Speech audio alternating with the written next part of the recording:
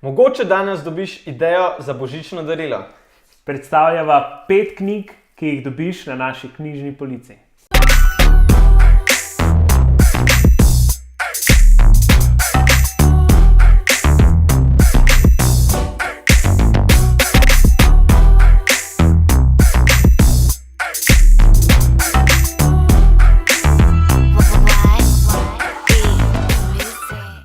Dober dan, dobrodošel v novi oddaji Point Out Weekly. V prejšnji oddaji sva analizirala digitalni nastop Whoop trampolin parka. Whoop. Danes pa ena notranja tematika, se pravi iz našega Point Out vidika, in sicer bova predstavila, kaj se nahaja na naši knjižni polici. Velikokrat naju ljudje sprašujejo, kaj berava, kaj rada preberava, pa mogoče bi tukaj še izpostavil eno cool družbeno omrežje Goodreads, kamor greš lahko kadarkoli pogledati, katere knjige trenutno berava, sva jih prebrala v preteklosti in katere nameravava. In nekako mislim, da kar precej ljudi v naši pisarni tudi to družbeno omrežje uporablja. Tako da, zbrala sva 5 knjig. Ne bom rekel, da so najine top knjige, ampak tiste, ki so se nam zdele med prvimi najbolj primerne, bova pa sigurno to tudi, če bo dober odziv, če ti bo oddaja všeč, tudi ponovila, ker je knjig ne nazadnje ogromno. Ja. Jaz bi ta Goodreads res ful toplo priporočil. Jaz sem ga kaj odkril, mislim, da je Klemen Zanga mi povedal 2-3 leta nazaj, in jaz imam vse knjige tam noter zabeležene, tiste, ki hočem prebrati, ki so na moji listi za v prihodnosti, tiste, ki trenutno berem, tako da to je res iz vidika družbenega omrežja, ne? Ful dobra zadeva. Pa še prenovljen je bil kakšne pol leta nazaj, se mi zdi. Pa še challenge si lahko postavljaš, tako da za 2018 mislim, da še feature niso dali ven, ampak si lahko določiš, koliko knjig želiš v letošnjem letu, oziroma v naslednjem letu prebrati. Bi se pa pohvalil, veš? Jaz sem letošnji challenge že izpolnil. Presegel. Jaz sem lani presegel, letos sem pa ful zadnji, tako na polovici sem šele, ampak imam še nekaj časa. Imaš še nekaj časa. Mogoče bi še to, ker že ravno to govoriva, še omenil, da velikokrat boš slišal, da rečeva, sva prebrala, bereva te knjige. Resnica pa je taka, da dosti knjig ne nujno, da jih preberava, ampak jih preposlušava. Jaz uporabljam eno aplikacijo, sicer v lasti Amazona, Audible, kamor si lahko v bistvu nalagaš knjige, si jih kupuješ in tako dalje in jih potem tudi poslušaš. In sam to precej uporabljam sploh na poti v službo. Pa dajva še deliti, kaj trenutno bereva, no? No, dajva. Jaz berem preko Kindla knjigo Spin Selling trenutno, jaz vse berem v angleščini, poslušam pa, da kar preberem, The Subtle Art of Not Giving a Fuck.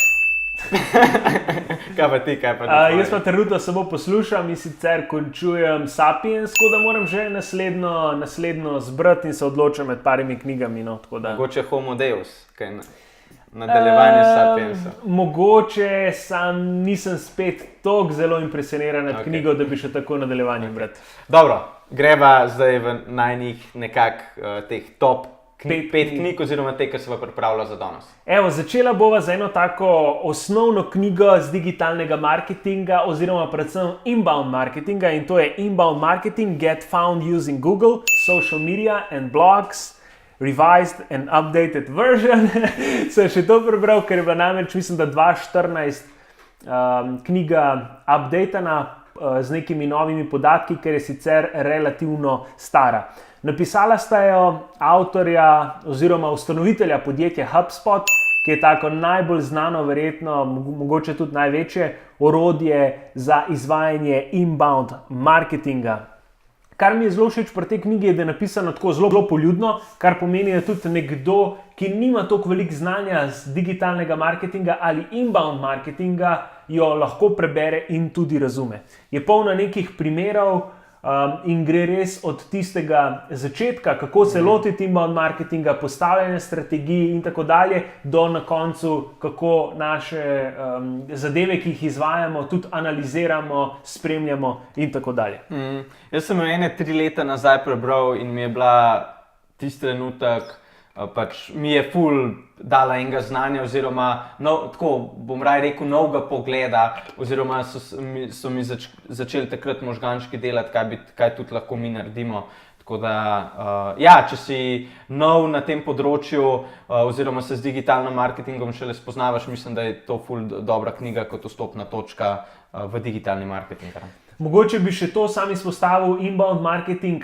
Mogoče vsi ne razumejo, ali pa ne razumeš, kaj to točno je, za razliko od outbound marketinga ali pa tega nekega bolj tradicionalnega, ker smo v digitalu bolj klicarali okoli, se pravi temu rečemo cold calling, pošiljali e-mail sporočila tako ogromnemu številu naročnikov oziroma ogromnemu številu potencialnih naročnikov, potem kaj še, se pravi neposredna tudi pošta, ne nazadnje po klasični pošti. Pri inbound marketingu se nekako začnemo zavedati, da danes uporabniki sami iščejo informacije po internetu, pišejo v Google in tako dalje, in z inbound marketingom to sebi obrnemo v prid. Tako da se lotimo SEA, tako da pišemo bloge, tako da delamo uporabno vsebino, da nas uporabnik lažje najde in da nekako neznance spremenimo v obiskovalce spletne strani, obiskovalce spletne strani v potencialne lide in pa lide v neke zadovoljne kupce. Greva naprej. Naslednja knjiga, ki smo jo pripravili, je Ask Gary Vee, One Entrepreneur's Take on Leadership, Social Media and Self-Awareness. Zdaj, verjetno veliko med vami, ki spremlja to oddajo, Garyja Vee kar pozna. Jaz bi priporočil to knjigo iz tega vidika, ker je zelo tako z energijo te navda. Jaz sem to knjigo tudi preposlušal in mislim, da je ful dobro za poslušanje. Iskreno povedano, jaz jo ne bi bral, ker niso zdaj neki koncepti not opisani, ampak predvsem Gary Vee odgovarja na vprašanja, ki so mu bila zastavljena tekom njegove oddaje Ask Gary Vee Show, ampak na tiste vprašanja, ki so bila najbolj zanimiva, oziroma je bilo tudi največ govora o njih.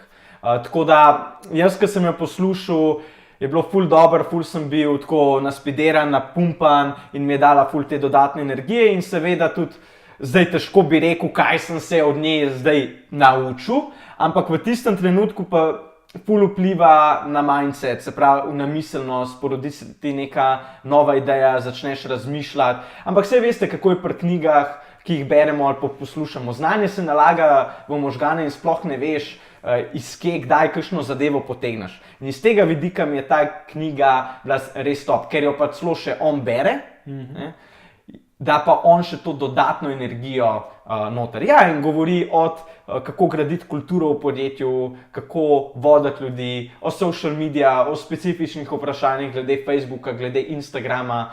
Se pravi, razdeljena je na različne sekcije in v vsaki od teh sekcij pokrije eno to temo. Ok, greva kar na naslednjo knjigo in sicer tretja knjiga ni toliko povezana z digitalnim marketingom, ampak nasploh s poslovanjem, z našim delovanjem do drugih oseb in tako dalje. Pa če kar povem, naslov je to Leadership and Self-Deception, Getting Out of the Box. In zelo pomembna knjiga, ki si omenil, ampak bi res to izpostavil, je, da z vidika vodenja, z vidika kako se obnaša do drugih ljudi, do zaposlenih in velikokrat prihaja do nekih tenzij med ljudmi in ta knjiga je pravi naslov. Meni je osebno tudi zelo tako pomagala, pa evo, boš pa zdaj šel ti v detalje. Ja, knjiga je bila napisana z strani instituta, The Arbinger Institute, in sicer oni se ukvarjajo s tem, kako se iz nekega zagledanosti vase obrnemo na ven in nekako v timih, v organizacijah, v podjetjih začnemo tudi spoštovati druge in pa upoštevati vidike drugih.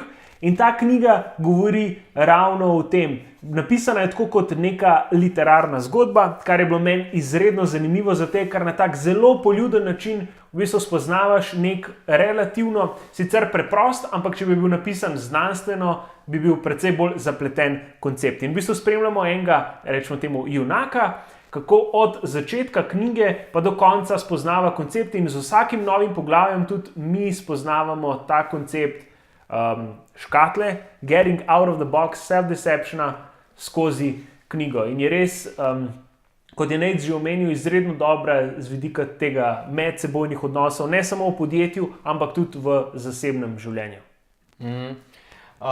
Cool. Želel sem še to omeniti in sicer kako je prišla na mojo reading listo ta knjiga. Tako da mi je en zaposlen iz Outfit 7, se veste, Talking Tom, povedal za njo. In mislim, da je to tudi pri Outfit 7 v njihovi knjižni zbirki, tako da veliko zaposlenih to knjigo kot, mislim, prebere in je skoraj kot del nekega obveznega čtiva v Outfit 7. No. Mogoče sem zdaj malo narobe rekel, se je kaj spremenil med temi leti, ampak takrat, ko je bil še tim majhen, 20-30 zaposlenih, je veliko zaposlenih to prebralo. Ok, naslednja knjiga je The Power of Habit, Why We Do What We Do in Life and Business. Boš ti? Ne, kar izvolj. Okay. Napisal je Charles Duhigg, on je novinar, ki mislim, da je to bila njegova prva knjiga, druga je šla pred kakim letom, če se ne motim. In sicer knjiga znanstvenega vidika skuša razložiti naše navade. In sicer predstavi koncept tako imenovanega habit loopa oziroma zanke navad, ali kako bi temu rekel po slovensk, ki je sestavljen iz Q-ja oziroma dražljaja, rutin in pa zadnjega dela, kar je nagrada, ja. Oziroma award, ja. Tako da v bistvu razlaga skozi različne primere, življenjske primere, od nekoga, ki je imel demenco oziroma je izgubil spomin, do čist nekih poslovnih primerov v podjetju, kot so Procter & Gamble, do športnih primerov iz NFL-a, kako so dejansko svoje poslovanje, svoje delovanje, svoje uspehe predstavili na višji nivo, s tem, ko so razumeli, kako navade delujejo. In ta knjiga nam želi razložiti na znanstven način, z znanstvenimi dokazi, kako navade delujejo, kako jih lahko spremenimo in pa še predtem, kako se jih sploh zavedamo.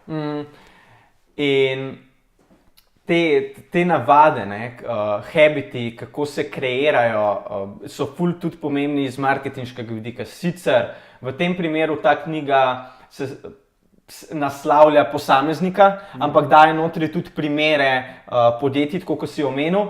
Ampak iz vidika marketinga je to, kako mi spreminjamo navade potrošnikov, če jih želimo iz neke smeri v drugo smer pripeljati, je zelo dolgotrajen proces. In če boš prebral to knjigo, boš boljš razumel, kako ti procesi potekajo, ker ko spreminjamo navade ljudi, pa ne govorim zdaj, da bi jih spreminjali z vidika, da sami sebi korist delamo, ampak da govorimo o win-win situaciji.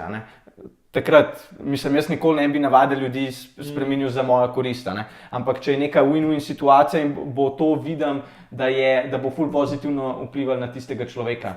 In z vidika navad, da to bolje razumemo kot marketingaši, kako je ta proces dolgotrajen, praktično je ful pomembno, da prebereš to knjigo. Ja, če se zjutraj ne moreš ostati, da bi šel teč, da bi šel telovaditi, karkoli, ti bo ta knjiga dala neko pomoč, roko in nasploh pomagala razumeti, kako to spremeniš pri sebi. Ja, jaz bi se navezal še na eno knjigo nazaj, in sicer Leadership and Self-Deception. Bi jo samo omenil še eno knjigo, ki je delo istega inštituta, ki ga je Zoran omenil, in sicer če je ta Leadership and Self-Deception napisana knjiga bolj iz biznis vidika, pa imamo tle naslednjo knjigo, ki se ji reče The Anatomy of Peace, Resolving the Heart of Conflict. Je pa v bistvu prva knjiga, ki se jo, če mislite obe knjigi prebrati, je pa sigurno bi najprej priporočil, da to knjigo, ki sem jo zdaj omenil, najprej preberete, šele pa potem Leadership and Self-Deception. Če nimate časa, če je vaš fokus bolj biznis usmerjen, sigurno preberite samo Leadership and Self-Deception. Ok, in pa še 5. knjiga, pa taka klasika. Res klasika. Res klasika, ja. The 7 Habits of Highly Effective People, Powerful Lessons in Personal Change. Napisal je zdaj že pokojni avtor, zdaj se pa mi je všel njegov ime iz glave. Vem samo, da je umrl pri kolesarski nesreči, je padel. Ampak, kar želim povedati je, zakaj je res klasika. Stephen Covey. Stephen Covey je iz teh svojih 7 navad dejansko naredil cel biznis, danes ga še naprej njegova družina pelje naprej in imamo 7 navad za otroke, pa 8 navado in tako dalje. Knjiga pa je zelo dobra, ker v resnici, če gremo pogledati ta seznam 7 navad, o katerih govori, prva, da smo proaktivni, druga, da začnemo vedno z neko mislijo o koncu, kako bo ta naš konec izgledal, da vedno stvari, ki jih je potrebno prve narediti, dejansko postavimo tudi na prvo mesto. Se poznate tisto matriko time managementa, sestavljeno iz 4 kvadrantov. No, ta matrika je tudi v tej knjigi opisana. Ne? Potem, da vedno razmišljamo o tem, kar je ne nazadnje prej Nate govoril, o win-win situacijah. Malo sem se namigval na to. Ja, da obe strani zmagata. Da vedno skušaš najprej razumeti druge, pa šele pol pričakuješ, da tudi drugi razumejo tebe, da nekako iščeš povezave in probaš tudi nekako sinergije vedno najti v življenju in pa na koncu, da moraš vedno vsako zadevo, če želiš biti v njej uspešen na dolgi rok, jo konstantno nekako piliti, temu on reče sharpening the saw, ker če pač nekaj želiš prežagati z neostro žago, bo veliko težji kot pa z ostro. Ja. In kar sem hotel povedati, čeprav so ti mogoče zdaj na prvi pogled te navade se zdele tako, se to je pa ja, logično. Ampak ta knjiga res odpre nek tak nov svet, drugačen način razmišljanja o teh res fundamentalnih navadah in narejen je na podlagi res raziskav so izbrane te navade. Nekaj, kar je tudi avtor ugotovil, oziroma so druge raziskave ugotovile, kaj so tiste skupni imenovalec najbolj uspešnih ljudi.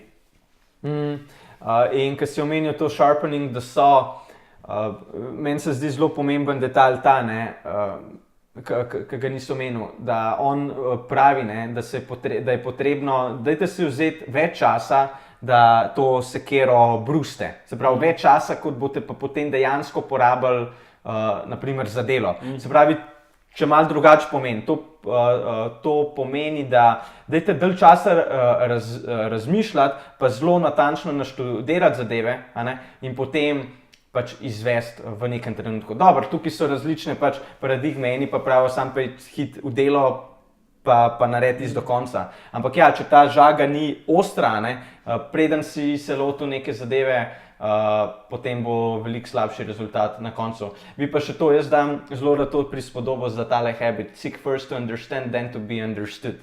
Se pravi, jaz vedno rečem, zakaj nam je dal Bog, pa nisem veren, zakaj nam je dal Bog 2 ušesi pa 1 usta. Zato, da več poslušamo, kaj nam drugi pravijo, kaj nam sporočajo in pač, da manj govorimo.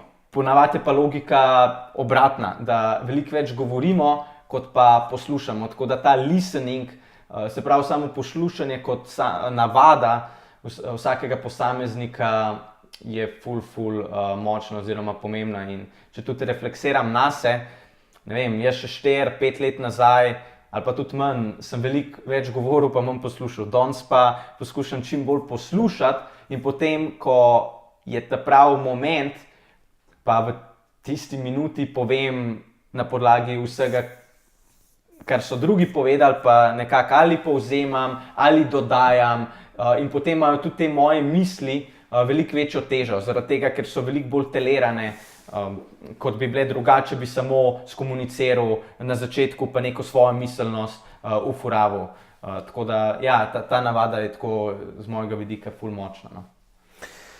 Ok, če imaš mogoče, to bi še omenil za konec, če imaš mogoče ti za naju kak predlog, kako knjigo, ki bi jo morala ali naslednjič predstaviti, ko bo spet delala tako oddajo, ali pa ki bi jo ne nazadnje morala prebrati, nam piš spodaj v komentarje in bova res z veseljem sprejela tvoj predlog.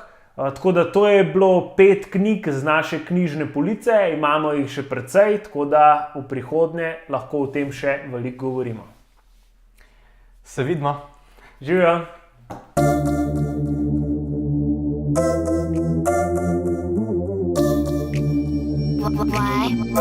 Why?